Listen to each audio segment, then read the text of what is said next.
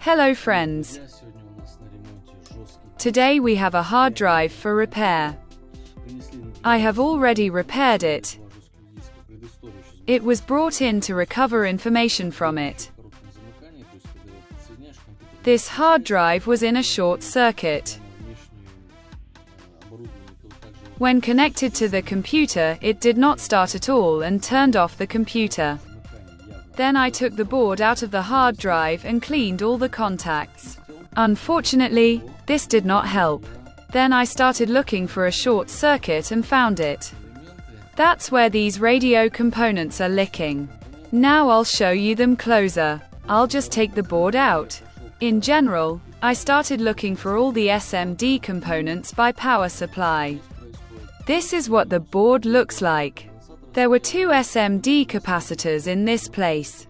I rang them and they showed that one of them was short-circuited. Then I unsoldered them. But the short circuit did not disappear. Then I started checking the diode and found the problem. The diode burned out and it connected the plus and minus lines, which led to a short circuit. And here is the non-working diode. It was in this place. I unsoldered it and checked it again for a short circuit and the short circuit disappeared. As a result, our protective diode failed. Let me show that it rings.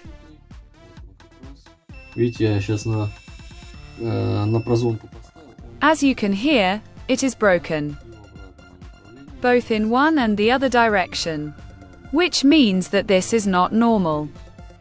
We can also check the capacitors right together with you. As you can see, they do not ring. Which means everything is fine. Of course, you cannot install them, but I will still return them back. The second capacitor is also fine. Let's solder the capacitors in their place. We turn on the soldering station. Then apply flux and then we will work. I have already applied flux to the board. We take a soldering iron. We have 400 degrees on it. I will take tweezers for convenience and we begin.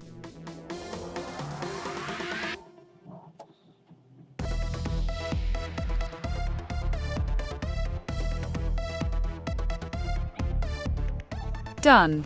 Two capacitors are soldered. Turn off the soldering station. Now take a multimeter and set it to test components. As you can see, friends, there is no short circuit. This is good. It means the capacitors are okay. Now you need to clean the board from flux using isopropanol. Well, that's basically it. Of course you can also put a diode, but I don't have one at hand. You need to go to a radio goods store.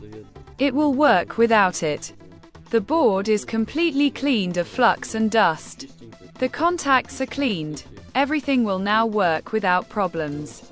Now we assemble the hard drive and that's it. The hard drive is assembled and ready to work. I hope the video was useful. Subscribe to the channel and don't forget to like it. See you in the next videos.